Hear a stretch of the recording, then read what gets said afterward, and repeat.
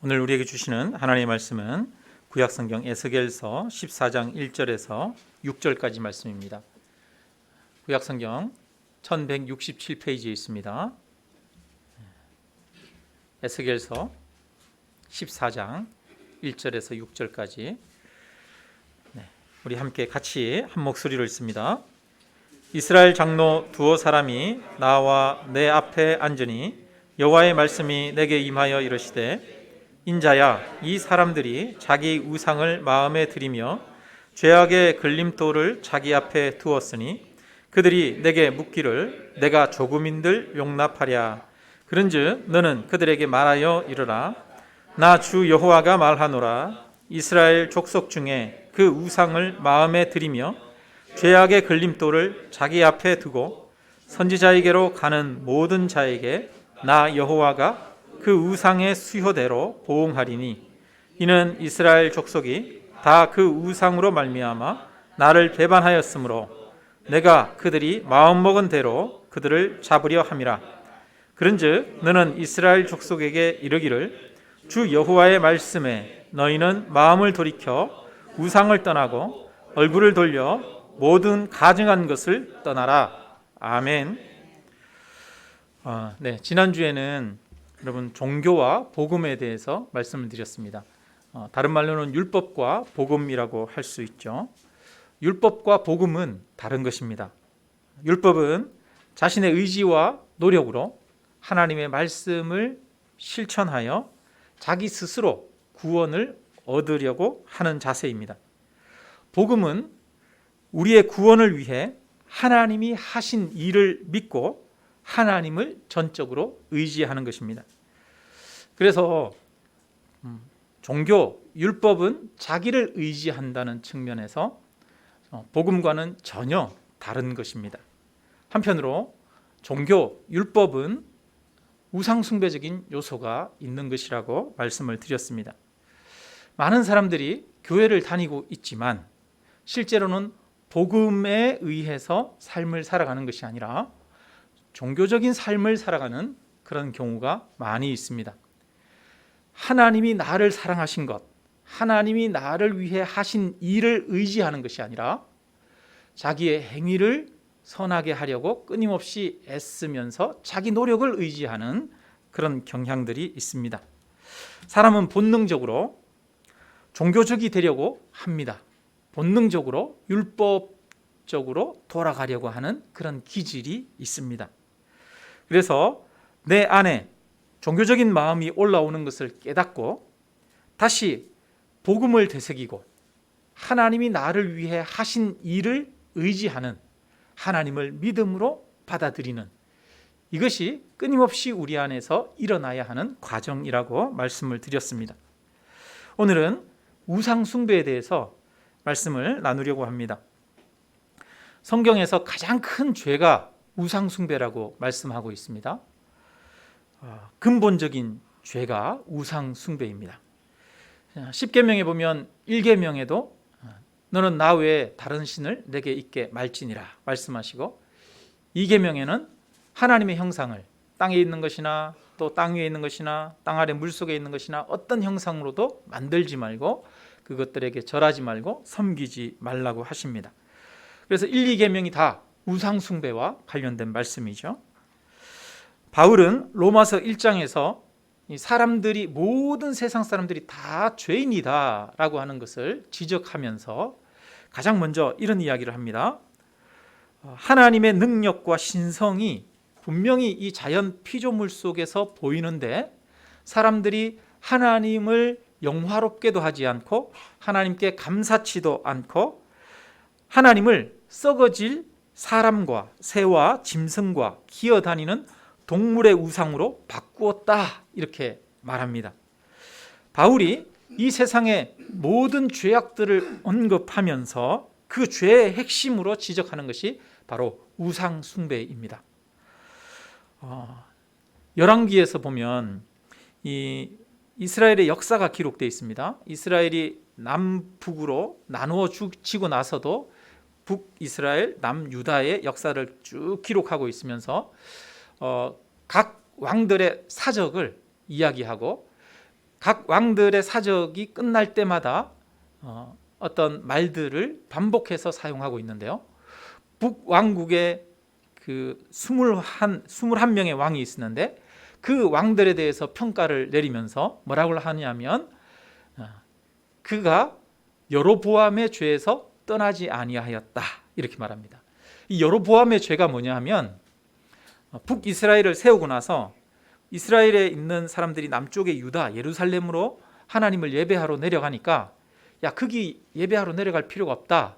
이것이 너희를 애굽에서 인도해낸 여호와다 하면서 송아지 신상을 만들어서 그것을 세우고 두 곳에 세우고 거기서 제사 지내도록 한 것입니다. 하나님의 형상을 만든 것이죠. 여호와 하나님을 믿는다고 하면서 그 형상을 송아지로 만든 것이 여로보암의 죄입니다. 그 여로보암의 죄에서 21명의 왕이 이스라엘 전체 역사에서 그 왕국의 역사에서 한 명도 떠나지 않았다라고 기록하고 있어요. 그리고 남쪽 유다의 죄에 대해서 이야기하면서는 그가 하나님을 위하여 이런 일들을 행했으나 산당들을 제거하지는 아니하였다 이렇게 말합니다. 산당이 예루살렘 외에도 또 여러 산당들이 있었는데 그 산당들을 제거하지 않은 그런 한계와 죄에 대해서 남쪽 유다 왕들에 대해 지적하고 있습니다. 결국은 이것도 우상 숭배에 대한 것입니다.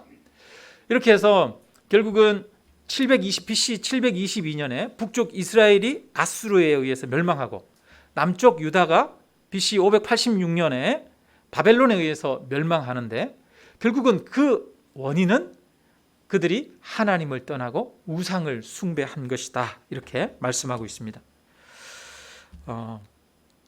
그래서 우상 숭배의 결과로 이스라엘 백성들이 완전히 멸망하게 되어진 것입니다. 오늘 우리가 읽은 본문은 유다가 이 바벨론에 의해서 멸망당하고 난 다음에 일어난 일입니다. 이들이 이제 바벨론의 포로로 끌려왔어요. 그 포로로 끌려온 사람들 중에 지금 한 선지자가 있습니다. 누구냐? 오늘 읽었던 본문의 주인공 에스겔이죠. 에스겔 선지자가 있는데 에스겔 선지자 앞에 두어 명의 이스라엘 장로들이 찾아왔습니다.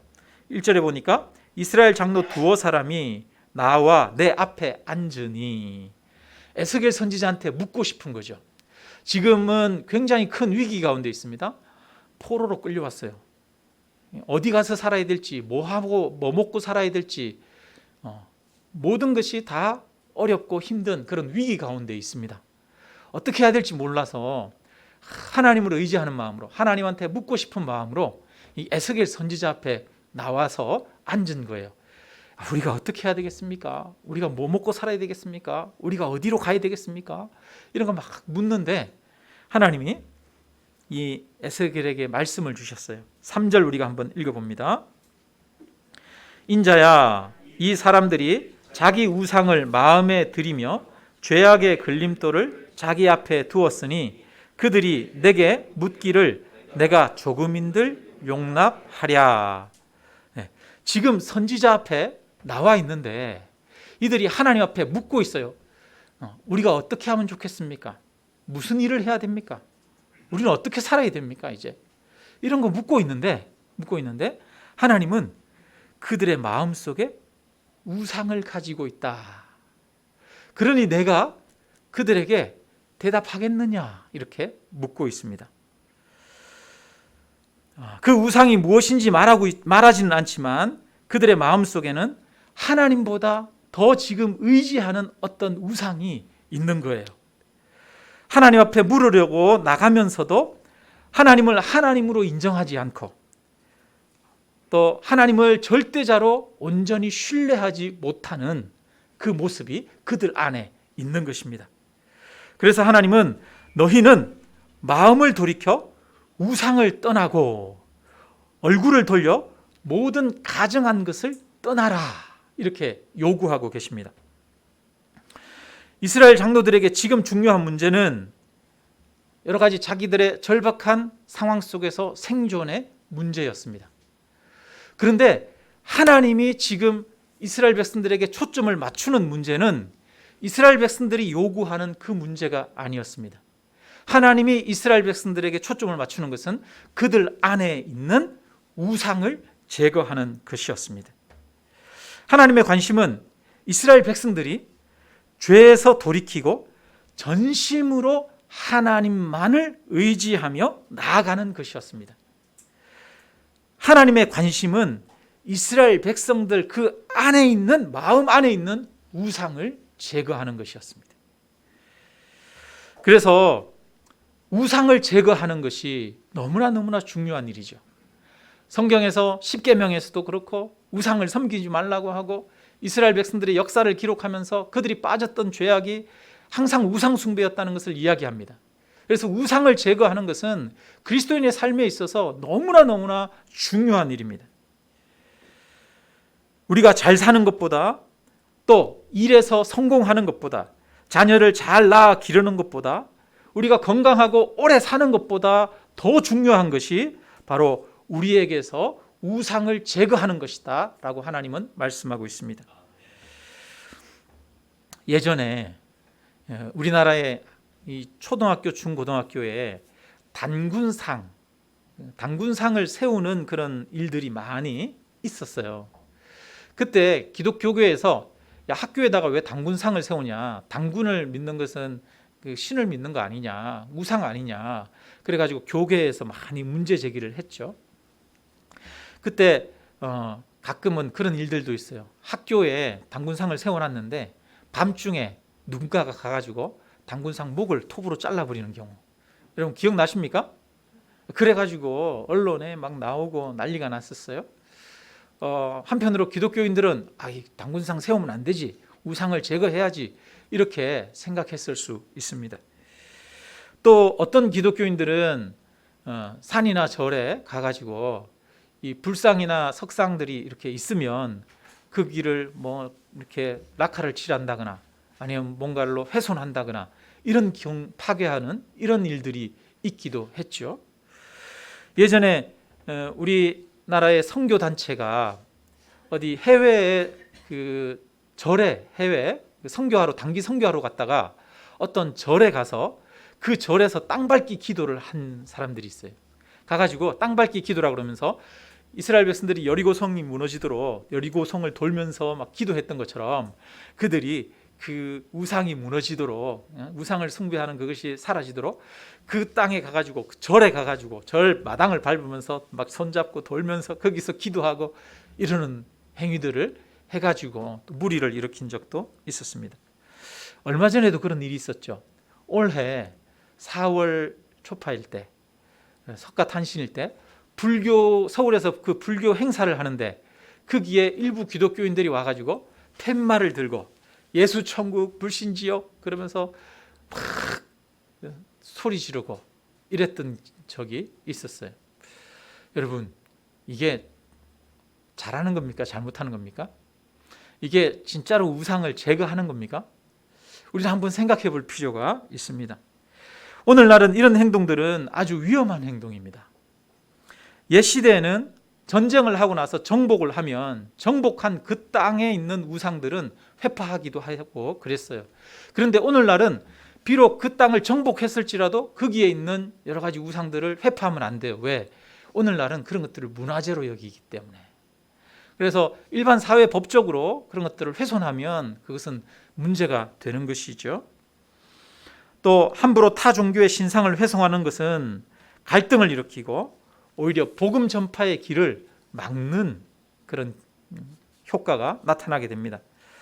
우리는 다른 사람들이 섬기는 우상을 제거하는 것이 아니라 우리에게 있는 우상을 제거해야 합니다.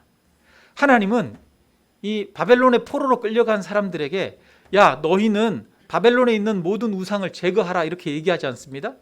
하나님은 이스라엘 백성들에게 너희는 그 너희 땅 주변에 이스라엘 주변에 있는 모든 나라들의 우상을 제거하라 이렇게 이야기하지 않아요?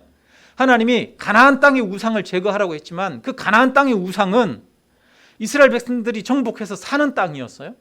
자기들이 살고 있는 그곳의 우상을 제거하라고 말씀하시지 다른 곳의 우상을 제거하라고 하지 않습니다. 하나님은 오늘 본문에 너희 마음에 우상을 드렸도다, 너희 마음에서 그 우상을 제거하라고 말씀하시는 것이죠.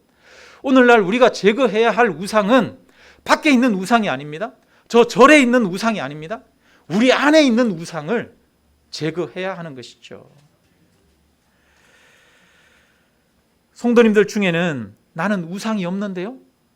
아니, 나는 예수 믿는데 내가 어디 우상이 있어요? 나는 우상 안 섬긴 지 오래됐어요. 이렇게 대답하시는 분들이 계실지도 모르겠습니다. 그런데 요한 1서 5장 마지막 절에 보니까 이렇게 말해요. 자녀들아 이렇게 말합니다. 너희 자신을 지켜 우상에게서 멀리하라 말씀합니다. 자녀들아 라고 말하는 것은 이 사람들이 예수 믿는 사람들입니까? 안 믿는 사람들입니까? 믿는 사람들이에요. 예수 믿는 사람들을 향해서 자녀들아 너희 자신을 지켜 우상에게서 멀리하라, 우상을 제거하라 라고 이야기하는 것입니다. 이미 그들은 다른 종교를 버렸습니다. 우상을 섬기지 않았습니다. 그렇다면 여기서 말하는 우상은 우리가 일반적으로 생각하는 눈에 보이게 만들어 놓은 그런 어떤 신상만을 의미하는 것이 아닐 수도 있다는 것을 알 수 있습니다. 골로새서 3장 5절에는 이렇게 말씀합니다. 그러므로 땅에 있는 지체를 죽이라. 곧 음란과 부정과 사욕과 악한 정욕과 탐심이니 탐심은 우상 숭배니라 이렇게 말하고 있어요. 이제 우상은 단순히 우리 눈에 보이는 신상을 말하는 것이 아닙니다. 그리스도인들이 예수님을 믿는다고 하면서도 마음속으로 예수님보다 더 사랑하고 의지하는 것들, 그것이 바로 우상입니다. 우상. 음란과 부정과 악한 정욕과 탐심이 우상 숭배입니다. 그리고 이 우상 숭배에서 죄가 나오는 것입니다. 오늘날은 무종교인들, 종교가 없는 사람들이 많잖아요. 그 사람들은 절에도 가지 않고 다른 우상을 섬기거나 거기에 절하지도 않습니다. 그러면 그 사람들은 우상을 안 섬기는 사람들입니까? 그렇지 않습니다. 아무런 종교가 없는 사람들도 사실은 자기 자신이라고 하는 우상을 섬기는 우상 숭배자들이죠. 그래서 예수님보다 자신을 더 높이고 또 하나님을 알만한 것이 보이는데 하나님을 영화롭게도 하지 않고 감사하지도 않고 하나님을 찬송하지도 않고 하나님을 섬기지 않는 것, 그것이 인간의 근본적인 죄악이고 우상 숭배다라고 이야기를 하고 있습니다. 우리 그리스도인들도 마찬가지예요. 우리 성도들도 우리가 예수를 믿는다고 하지만 우리 자신이 우상 숭배에 빠질 때가 많이 있습니다. 여러분, 가끔 가다가 한 번씩 우상 숭배에 빠질까요? 수시로 빠질까요? 우리는 교회에 와서 예배 드리지만 정말 지금도 여전히 우리 안에는 우상이 가득합니다. 제 안에도 우상이 가득합니다. 아마 지금 우리 성도님들 안에도 하나님보다 하나님 외에 하나님의 버금가게 내가 의지하고 내가 붙들고 있는 많은 것들이 있을 것입니다. 예레미야 2장에서는 내 백성이 두 가지 악을 행하였는데 곧 그들이 생수의 근원되는 나를 버린 것과 스스로 웅덩이를 판 것인데 그것은 물을 가두지 못할 터진 웅덩이다 이렇게 말합니다. 유다 백성들이 하나님을 버렸대요. 그런데 여전히 이 유다 백성들은 하나님을 섬기고 있었거든요. 예루살렘에서 제사를 지내고 있었습니다. 그런데 왜 하나님을 버렸다고 하느냐? 이 당시에 바벨론이 유다를 계속 침공하고 압박하고 있었어요. 그래서 바벨론이 너무 괴롭히니까 이 바벨론의 손길에서 어떻게 하면 벗어날까? 그렇게 고민하다가 애굽으로 달려가서 애굽에게 제발 우리 좀 도와달라. 우리와 동맹을 맺자. 우리가 이 조공을 바칠게. 그러면서 이 애굽의 손길에 의지했습니다. 여전히 그들은 예루살렘에서 하나님 앞에 제사 지냈지만 그들이 의지하고 있는 것은 하나님이 아니라 사람의 무력이었고 애굽의 도움이었습니다. 그래서 하나님이 그들에게 너희가 나를 버렸다라고 이야기합니다. 하나님보다 더 의지하고 있는 그 애굽을 보면서 나를 버렸고 스스로 웅덩이를 팠는데 터진 웅덩이, 물을 가둘 수 없는 웅덩이, 그들을 구원할 수 없고 그들을 안전하게 할 수 없고 그들을 행복하게 할 수 없는 거짓된 웅덩이를 스스로 팠다고 말씀합니다. 그래서 하나님을 의지하지 않고 애굽을 의지한 것, 이것이 하나님을 버린 것입니다. 우상을 숭배한 것입니다. 구원하시는 분이 하나님이신데 하나님께 절대적인 기준을 두고 의지하지 않는 것, 하나님보다 더 의지하는 것, 이것이 우상 숭배의 본질입니다. 그렇다면 우리에게도 많은 것들이 우상이 될 수 있습니다. 내가 하고 있는 일, 내 직장이 우상이 될 수 있고요, 내 가족이 우상이 될 수 있고, 재물이 우상이 될 수도 있고, 어떤 사람이 우상이 될 수도 있습니다. 그래서 칼빈은 사람의 마음을 영구적인 우상 공장이다, 이런 말을 했어요. 한 번이 아니라 영구적이래요. 영구적으로 태어나면 죽을 때까지 우상을 만들어낸대요. 우상 공장이랍니다. 공장. 여러분 축하드립니다. 여러분은 공장의 공장장입니다. 네. 뭐를 만드는 공장? 우상을 만드는 공장의 공장장입니다. 그 칼빈이, 우리 인간이 그렇다는 거예요. 우리 인간이 우상을 만드는 우상 공장의 공장장이라는 거예요. 끊임없이 우상을 만들어낸다는 거예요. 생산해낸다는 거예요. 하나님은 우리의 창조자십니다. 하나님은 인간을 하나님의 형상으로 만들었어요. 그래서 하나님을 의지하고 하나님을 예배하는 자로 사람을 만들었습니다. 그래서 이 사람에게는 하나님의 자리가 있어요. 사람은 무엇인가를 의지하고 예배함으로써 자신의 존재를 확인하고 또 행복을 누리며 안정감을 얻게 되어집니다. 그런데 이 자리를 다른 무엇으로 바꾸어 버렸습니다. 여러분, 우리가 이렇게 물이 있으면 물을 이렇게 탁 떠내면 그 떠낸 자리가 어떻게 됩니까? 다른 물로 채워지죠. 그것과 마찬가지예요. 우리 안에는 하나님의 자리가 있습니다. 하나님께 예배해야 되고 하나님을 순결하게 의지해야 되고 전적으로 절대자이신 하나님 앞에 나아가야 하는데, 그 하나님의 자리를 이렇게 바꿔버린 거예요. 그래서 어릴 때는 부모를 의지합니다. 부모만 전적으로 의지하고 붙들다가 그 다음에 어떻게 되느냐? 조금 자라다가 이제 사춘기가 접어들면 부모보다도 누구 말을 더 믿어요? 가끔 우리 성도님들이 우리 아들은 내 말을 안 들어요. 근데 다른 사람들이 말하면 그 말은 잘 들어요, 이러더라고요. 예. 누구를 의지하느냐? 친구를 의지하고. 그래요. 사춘기가 되면 친구가 자기 전부인 것처럼 그렇게 생각하는 그런 시기가 오잖아요. 그러다가 사춘기가 지나면 또 누구를 쫓아가요? 애인을 쫓아가잖아요. 사랑하는 애인을 만나면 불꽃이 튀기 시작하면 부모가 아무리 뜯어 말려도 안 됩니다. 뜯어 말리면 말릴수록 불타올라요. 그죠? 사랑하는 애인이 전부인 것처럼 그를 의지하고 그를 붙듭니다. 그러다가 또 시간이 지나면 때로는 직장에 목을 매면서 살아가기도 하고요. 돈을 버는데 돈을 최고의 목적으로 살아가기도 합니다. 취미생활에 관심을 두기도 하고 그것을 의지하면서 위로를 얻습니다. 자식이 전부인 것처럼, 가족이 전부인 것처럼 그렇게 살아가기도 합니다. 이처럼 사람은 끊임없이 하나님의 자리에 무엇인가 다른 것을 대치하고 있습니다.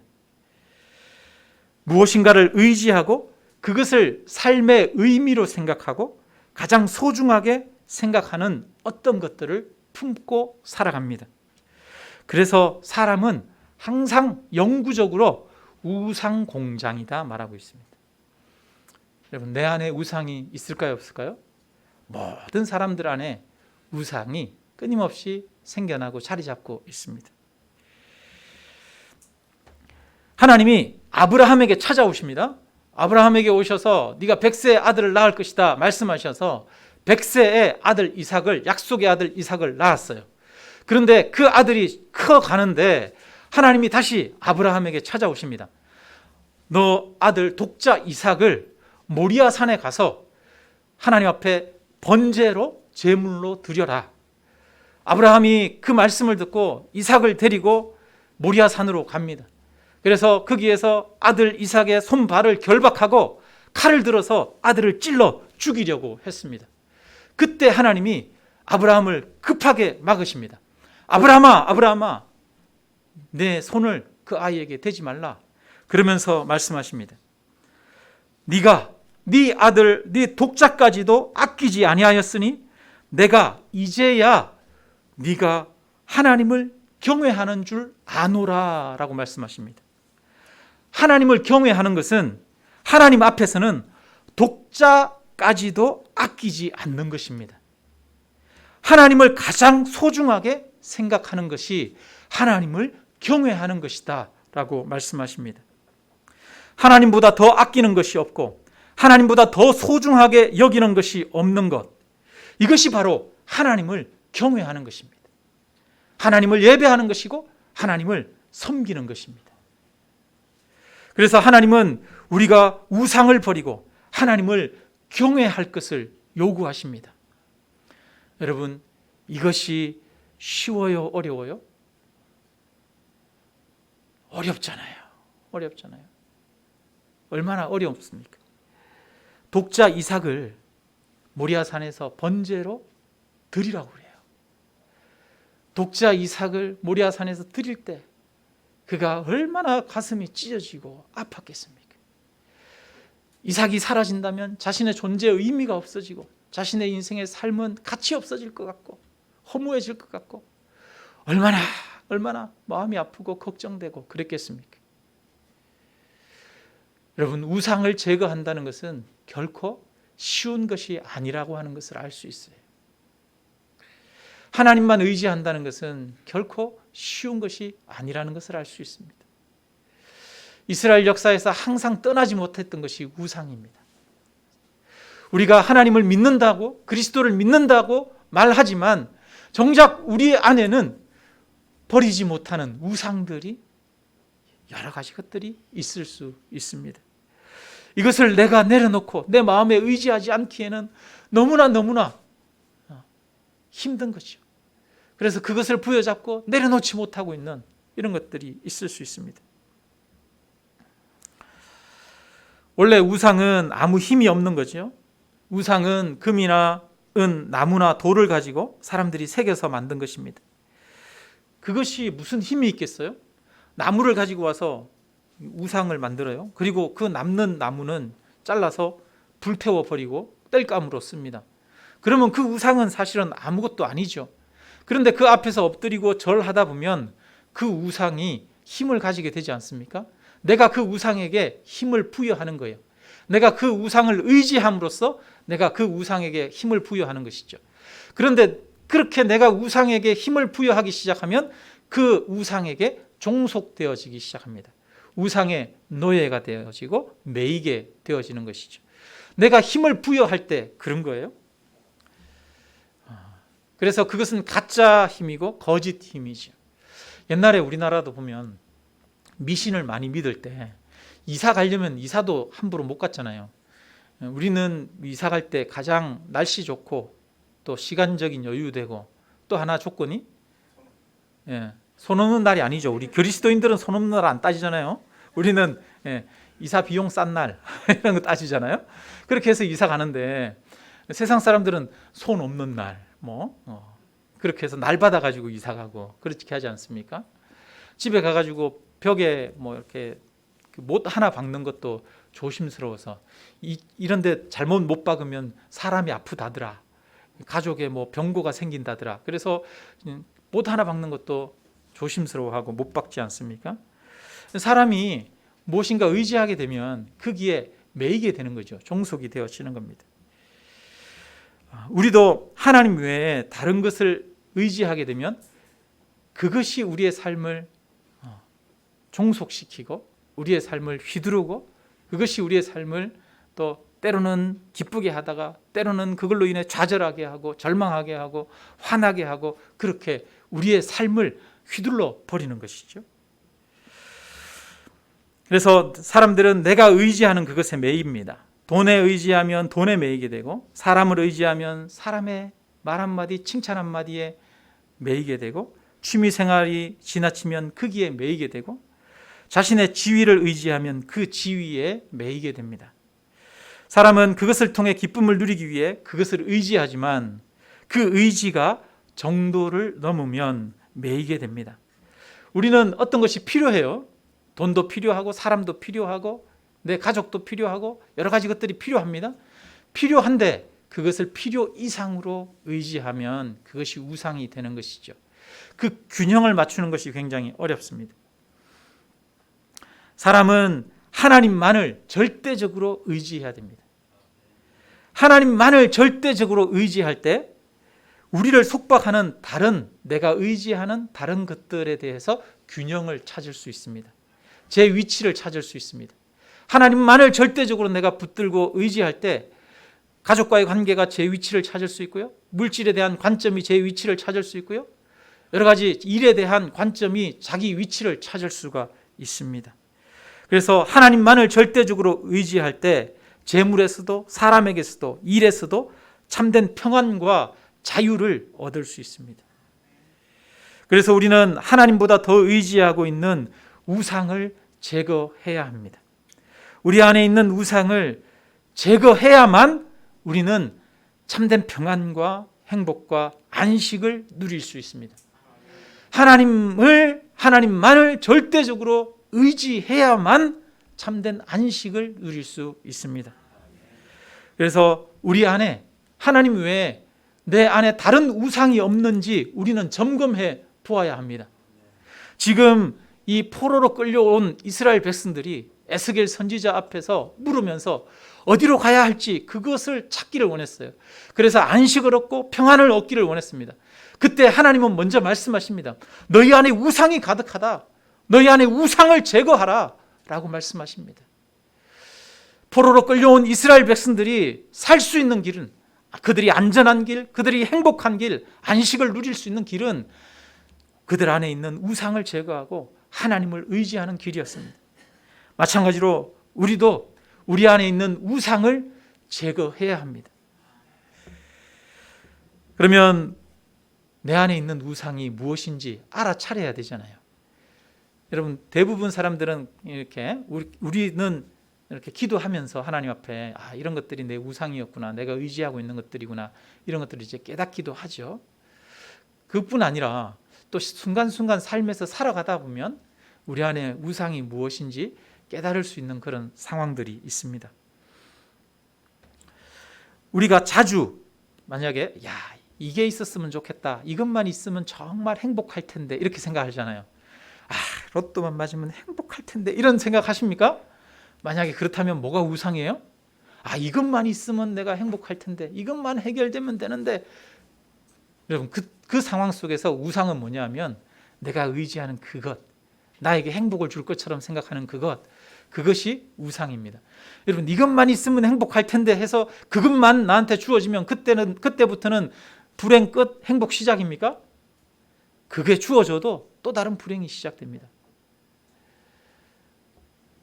그래서 우리는 내가 이것이 있으면 정말 행복할 텐데라고 나도 모르게 의지하고 생각하는 그것이 하나님 앞에 우상임을 하나님 앞에 고백해야 됩니다.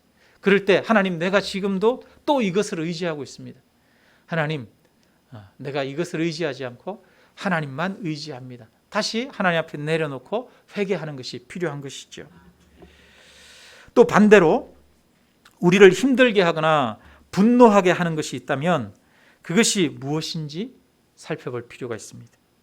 나를 고통스럽게 하거나 화나게 하는 것은 그것이 우리의 우상일 수가 있습니다.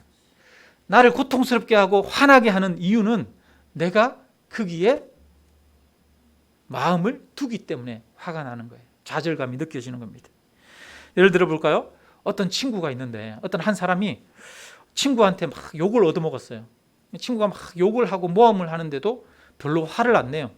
참, 별 희한한 애가 다 있네? 이러고 그냥 무시하고 넘어갔는데, 회사에서, 직장에서 자기가 하지 않은 일을 자기가 했다라고 그런 얘기를 들었어요. 그런데 그 이야기를 듣고는 막 불같이 화를 냈어요. 이 사람은 뭐를 중요하게 생각하는 사람일까요? 모함 받는 것은 사람한테 기분 나쁘긴 하지만 어떤 상황에서 모함 받느냐도 중요해요.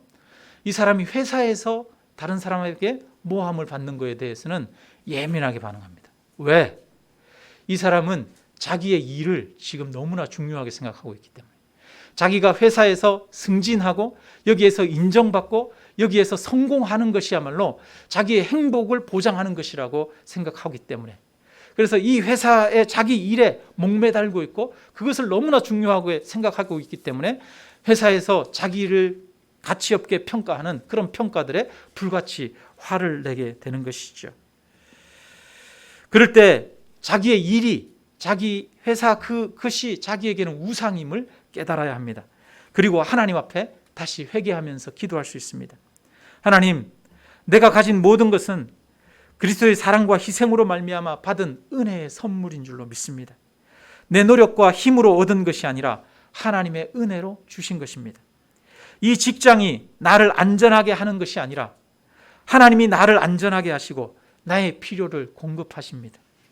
이 직장에 보내신 분이 하나님이십니다. 이곳에서 나를 위해 일하지 않게 하시고 이곳에서 스스로 내 안전을 보장하려고 하는 것보다 하나님만을 의지하고 이곳에서도 주를 위해서 일하겠습니다. 이렇게 우리는 회개하는 것이죠.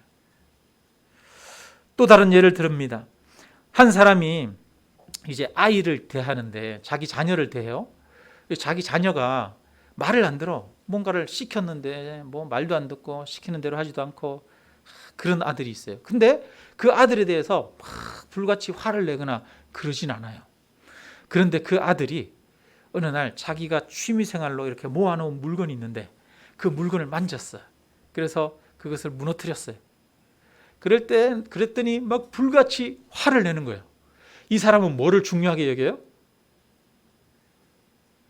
이 사람은 자기의 취미생활, 자기의 안전, 자기의 자유, 자기만의 공간, 이런 것들을 중요하게 여기는 거예요. 자기의 즐거움. 그래서 누구로부터 침해당하지 않고 싶어하는 그런 마음들이 있는 것이죠.